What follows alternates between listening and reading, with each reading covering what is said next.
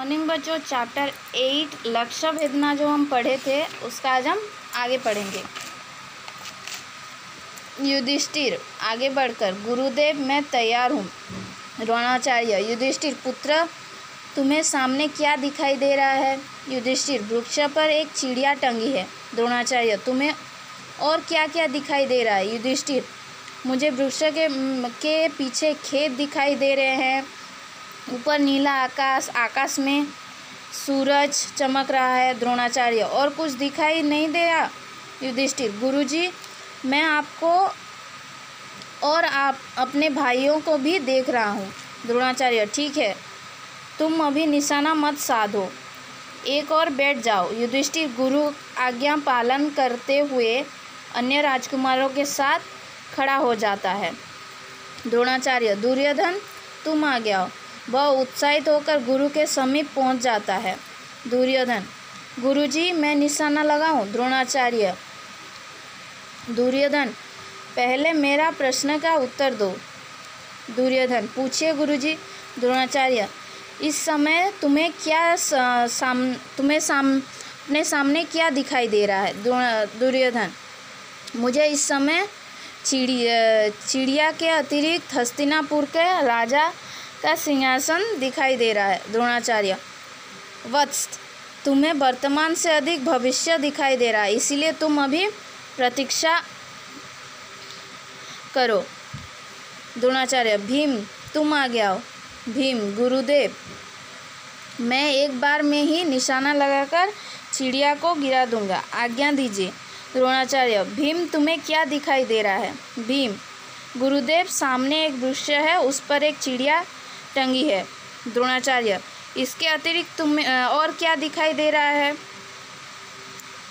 देखो बच्चों, जो हम पढ़े थे, क्या पढ़े थे? लक्ष्य भेदना। जो द्रोणाचार्य थे वो अपने शिष्य की परीक्षा ले रहे थे, तो सबको प्रातःकाल में बुलाकर एक चिड़िया की आँख पर निशाना साधने की बात बोल रहे थे। तो वो पहले किसको बुलाते हैं? युधिष्ठिर को बुलाते। तो युधिष्ठिर आगे बढ़कर बोलता है कि मैं तैयार हूँ। तो तब द्रोणाचार्य पूछते हैं कि तुम्हें क्या दिख रहा है, सामने क्या दिख रहा है? तो वो बोलते हैं कि मुझे सामने एक पेड़ है, उस पर एक चिड़िया टंगी हुई है, ऊपर नीला आसमान है, आकाश में सूरज चमक रहे हैं।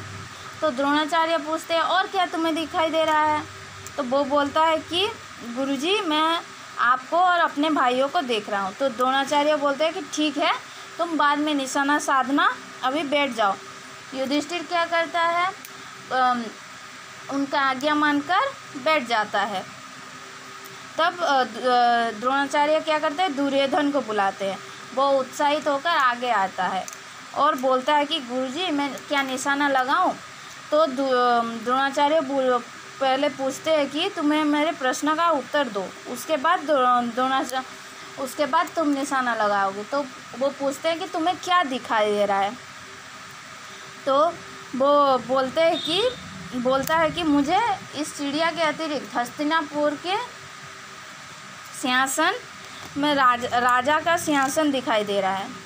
तो वो द्रोणाचार्य बोलते हैं कि तुम्हें वर्तमान से अधिक भविष्य दिख रहा है, इसलिए तुम प्रतीक्षा करो और बैठ जाओ। तब गुरुजी किसको बुलाते हैं? भीम को बुलाते हैं।